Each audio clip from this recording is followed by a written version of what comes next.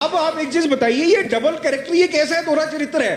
पहले 2 दिन पहले 2 दिन आप बोलते रहे सब अच्छा है, और अब 2 दिन प्लीज ये क्या चल रहा है जी?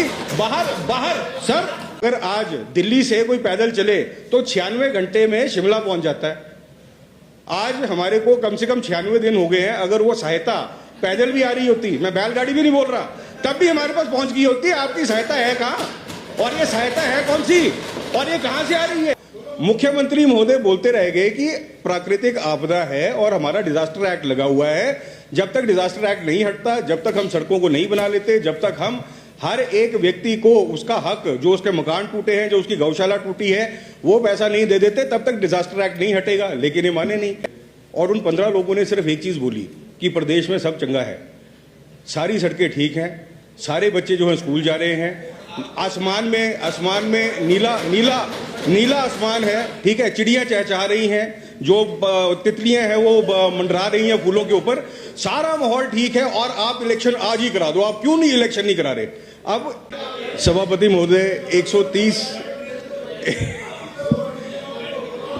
130 की इस चर्चा में मैं अपने आप को शामिल करता हूं, और ज़्यादा समय में मैं नहीं लूँगा। लेकिन अगर आप देखें तो पिछले 5 दिन के अंदर अगर आप देखिए तो एक बहुत ही बड़ी एक कन्फ्यूजन का माहौल है विधानसभा के अंदर, और स्पेशली अगर आप देखें तो हमारे विपक्ष के अंदर। आपको याद होगा कि पहले दिन स्थगन प्रस्ताव आया था पहले ही मिनट के अंदर, और वो स्थगन प्रस्ताव इसलिए था कि सारे कार्य जो है काम उसको सस्पेंड किया जाए, सस्पेंड करके चर्चा इस बात पे की जाए कि प्रदेश के अंदर जो है वो पंचायत के इलेक्शन क्यों नहीं हो रहे। और उस चर्चा में मेरे हिसाब से लगभग 15 लोग विपक्ष से बोले, और उन 15 लोगों ने सिर्फ एक चीज बोली कि प्रदेश में सब चंगा है, सारी सड़कें ठीक हैं, सारे बच्चे जो हैं स्कूल जा रहे हैं, आसमान में नीला आसमान है, ठीक है, चिड़ियां चहचहा रही हैं, जो तितलियां हैं वो मंडरा रही हैं फूलों के ऊपर, सारा माहौल ठीक है, और आप इलेक्शन आज ही करा दो। आप क्यों नहीं इलेक्शन नहीं करा रहे? अब मुख्यमंत्री महोदय बोलते रह गए कि प्राकृतिक आपदा है और हमारा डिजास्टर एक्ट लगा हुआ है। जब तक डिजास्टर एक्ट नहीं हटता, जब तक हम सड़कों को नहीं बना लेते, जब तक हम हर एक व्यक्ति को उसका हक, जो उसके मकान टूटे हैं, जो उसकी गौशाला टूटी है, वो पैसा नहीं दे देते, तब तक डिजास्टर एक्ट नहीं हटेगा। लेकिन ये माने नहीं, एक के बाद एक ही चीज बोलते रहे कि सब ठीक है और इलेक्शन आज ही कराओ। सर, ये 2 दिन ये चला, ना कोई प्रश्न पूछे गए, ना हम कुछ और कोई इसमें कार्य हम कर पाए। जब जवाब आया, वो जवाब आने के बाद सर 130 पे चर्चा शुरू हुई, और चर्चा क्या है कि प्राकृतिक आपदा की वजह से जो कठिनाइयां आ रही हैं, जो प्राकृतिक आपदा की वजह से कठिनाइयां आ रही हैं, उन चुनौतियों को हम कैसे पूरा करें। फिर इनके 15 लोग बोले, और इस बार क्या बोला? इस बार बोला कि सब बर्बाद हो गया। मतलब शौरी जी को मैं सुन रहा था, ये तो कह रहे थे कोई सड़क बची नहीं, कोई घर नहीं बचा, पहाड़ भी बह के जो है नीचे पहुंच गए। अब आप एक चीज बताइए, ये डबल कैरेक्टर ये कैसा है, दोहरा चरित्र है। पहले 2 दिन पहले 2 दिन आप बोलते रहे सब अच्छा है, और अब 2 दिन प्लीज ये क्या चल रहा है जी? बाहर सर सुनिए, प्लीज माने सस्य प्लीज। आप रिकॉर्ड उठा के देख लीजिए। फिर 15 लोगों ने बोला कि सब चीज जो है वो तहस नहस हो गई है, हर चीज के ऊपर जो है वो मतलब पानी फिर गया है, और इस सिचुएशन में ये सरकार क्या कर रही है। और वही सरकार 2 दिन पहले बोल रही थी कि भैया हमको ये सब ठीक करने दो, उसके बाद आप इलेक्शन कराएंगे। सर, तो ये बहुत बड़ी डायकोटमी है, और मैं सिर्फ यही निवेदन करूंगा आप सबसे कि आपके जितने भी विभिन्न प्रकार के ग्रुप हैं, आप एक बार चर्चा करके आइए कि आज हमने बोलना क्या है। ये स्ट्रैटेजी जो हमारी 8 दिन की है, ये क्या होनी चाहिए? क्योंकि हम ये जो बच्चे बैठे हुए हैं, जो भविष्य है हमारा देश का, हम एक अच्छा इनके लिए एग्जाम्पल सेट नहीं कर रहे। इतनी कंफ्यूजन एक नेता, एक देश का नेता, प्रदेश का नेता, इतनी कंफ्यूजन हमारे मन में नहीं होनी चाहिए। और इसी कंफ्यूजन का एक नतीजा है, छोटी सी चीज। सर, 1967 के अंदर एक पिक्चर आई थी ग्रेट गैम्बलर, उसमें वैजयंती माला जी ने गाना गाया था। उस गाने के बोल थे, होंठों पे ऐसी बात में दबा के चली आई, खुल जाए वही बात तो दुहाई है दुहाई। और वो बात गलती से निकल गई। क्या गलती से बात निकली कि जब हमारी सरकार आएगी, जो कि नहीं आएगी, हम आपके पहले कैबिनेट से लेके सारे जो है डिसीजन रिव्यू करेंगे। सर, पहले कैबिनेट में एक डिसीजन लिया था, वो है ओपीएस का। पहली कैबिनेट में हमने एक डिसीजन लिया था सर ओपीएस, सर पर प्रमुख डिसीजन हमारे हमारी 10 मांगों, मैंने नाम नहीं प्लीज लिया। Please please don't disturb please हमारी प्लीज 10 मांगों में से, प्लीज, नेगी जी, हमारी प्लीज। 10 मांग पत्रों में प्लीज, से एक प्लीज, डिसीजन प्लीज, था, वो प्लीज। था ओपीएस का। उसको रिव्यू करके क्या यूपीएस लाएंगे? Please let him complete. Review करके सर क्या आप यूपीएस लाएंगे? Please. क्या आप दोबारा एनपीएस पे चले जाएंगे? ये क्यों इतनी कंफ्यूजन आप क्रिएट कर रहे हैं सर? तो मेरा बोलने का, हाँ जी please continue please sir, please continue. माननीय सदस्य प्लीज कंटिन्यू प्लीज। पहली बार तो बोलना शुरू किया जी, इस बार बोलने दो सर। हाँ जी, हाँ जी, हाँ जी। तो इसके बाद सर मैं ये बोलना चाहूंगा कि जो आपके ये ख्वाब हैं 2 साल बाद रिव्यू करने के डिसीजन, वो ख्वाब के ख्वाब रह जाएंगे, क्योंकि जनता डिसाइड करती है कि सत्ता किसके हाथ में जाएगी, और जिस पार्टी का काम बेहतर रहेगा वो सत्तासीन रहेंगे, जिसका नहीं रहेगा, जैसे मैंने आपको बोला, आप में कंफ्यूजन बहुत है, आपको पहले कंफ्यूजन दूर करनी पड़ेगी, फिर इलेक्शन में जाना पड़ेगा। दूसरी बात जो मैं आपको बोलना चाहूंगा सर, अब हम आते हैं कि जो अभी हमारा पैकेज आ गया, 8 लाख रुपया हम मकान का बोल रहे हैं, गौशाला का बोल रहे हैं, पार्टली डैमेज मकान का बोल रहे हैं, हम पशुओं का बोल रहे हैं, ये सारे, इस सबको पूरा करने के लिए एक चीज की जरूरत है, और वो चीज है आपका फाइनेंस। और फाइनेंस में मैं आपको एक छोटा सा एग्जांपल लेता हूं। एक सरकार और एक व्यक्ति का घर, ये दोनों का बजट जो है ऑलमोस्ट सिमिलर रहता है। अब छोटा एग्जांपल मैं आपको इस तरीके से लेके देता हूं। एक परिवार जिसकी जो मंथली इनकम 50,000 रुपया है, वो साल का 6 लाख रुपया कमाते हैं। 5 लाख में वो अपना जो है भरण पूरण करते हैं, और लाख रुपया महीने का साल का जो है एफडी में डाल देते हैं। पिछले 8 साल से वो पैसा बचा रहे हैं। हो सकता है उनकी फिक्स डिपॉजिट के अंदर आज 10 लाख रुपया जो है वो पड़ा हो, इंटरेस्ट मिला के। अब होता क्या है कि इस घर के अंदर कोई व्यक्ति जो है बीमार हो जाता है, और मैं ये बोलता हूं कि लीवर ट्रांसप्लांट का केस आ जाता है, और डॉक्टर जो है वो बिल बताता है कि आपका 25 लाख रुपया जो है लगेगा। अब जिस परिवार का सामर्थ्य है ही सिर्फ 8 या 10 लाख निकालने का, वो 25 लाख रुपया कहां से लेके आएगा?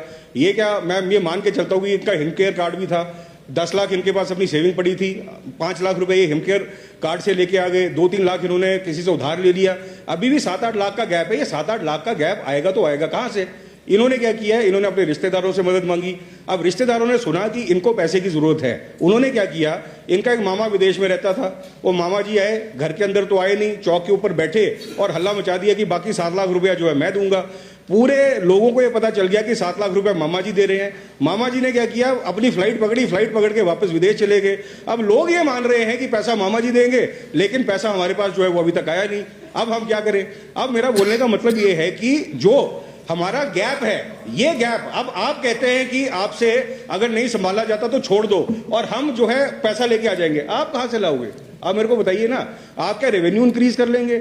मतलब जो आपके घर का बजट है 50,000 55,000 करोड़ का जो मेरा बजट है, उसके अंदर 9,300 करोड़ का गैप मेरा 2023 में पड़ गया। लगभग 10,000 करोड़ का जो है गैप वो इस बार पड़ गया। 4500 करोड़ रुपया हमने अपने रिसोर्सेज से हमने बांट दिया। अब जो बाकी ब्रिज फंडिंग है, जो गैप है, हम कहां से लाए?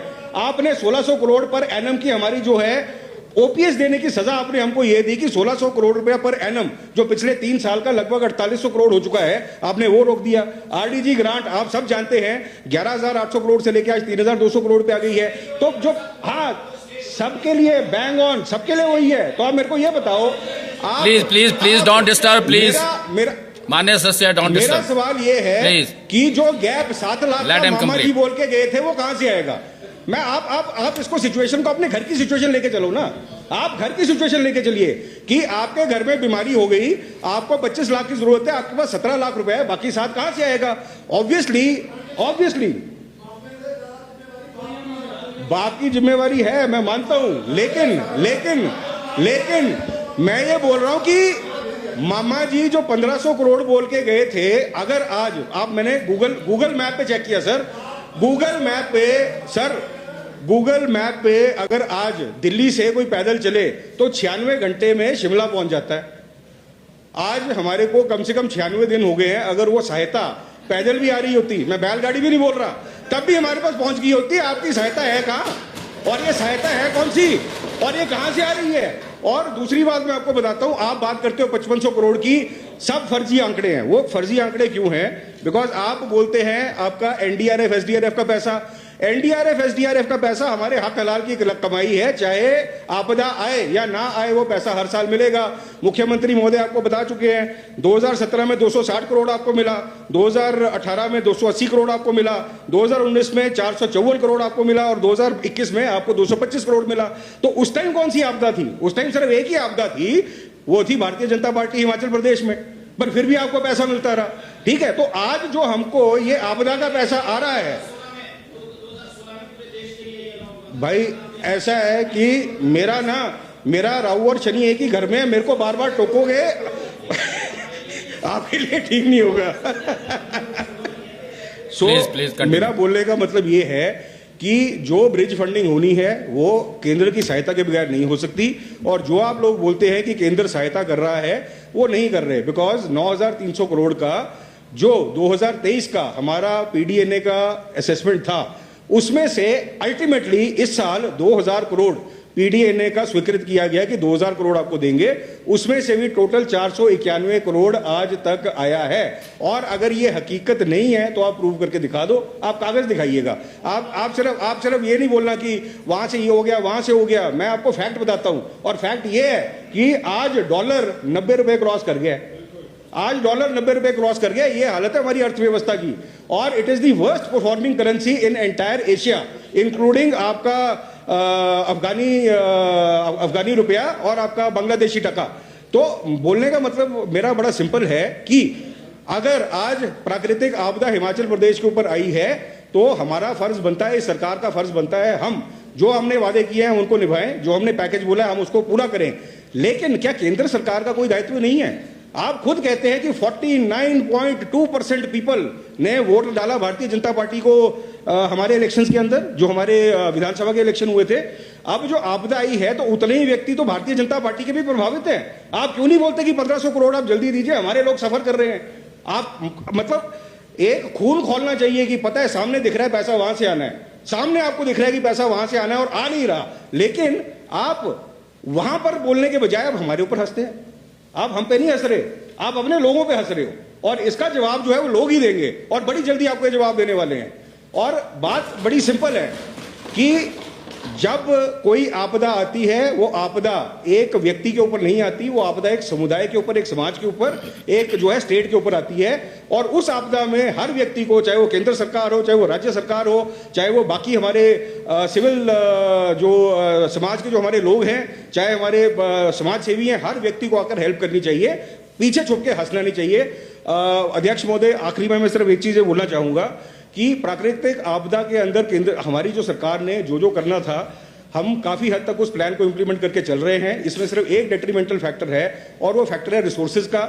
उस रिसोर्स के लिए मैं यहां पर खड़ा होकर मैं आप सबसे रिक्वेस्ट करना चाहता हूं कि जो हमसे बन पाएगा in terms of getting our rightful share back, भीख नहीं, in terms of getting a rightful share back, चाहे पंजाब का 1600 करोड़ है, उत्तराखंड का 1400 करोड़ है, हिमाचल का 1500 करोड़ है, ये इन स्टेट्स को मिलना चाहिए और टाइमली मिलना चाहिए। Because justice denied, justice delayed is justice denied. अगर पैसा जितना हम डिले करते जाएंगे, कॉस्ट ऑफ कंस्ट्रक्शन बढ़ती जाएगी, और उसके साथ साथ जो व्यक्ति आज भी सफर कर रहे हैं, जिनकी अभी एक किस्त ही आई है, दूसरी किस्त नहीं आई है, जिसकी गौशाला टूटी है, वो व्यक्ति जो है वो बड़ी आस के साथ इस विधानसभा को देख रहा है। वो कांग्रेस पार्टी है, भारतीय जनता पार्टी है, वहां पर केंद्र में बैठी बीजेपी की सरकार को नहीं देख रहा, वो हम लोगों को देख रहा है। और हम सबका दायित्व बनता है कि हम जल्दी से जल्दी जो है वो इनके जो सपनों को और इनके जो लॉसेज हुए हैं हम उनको पूरा कर पाए। आपने मुझे बोलने का मौका दिया, बहुत बहुत धन्यवाद।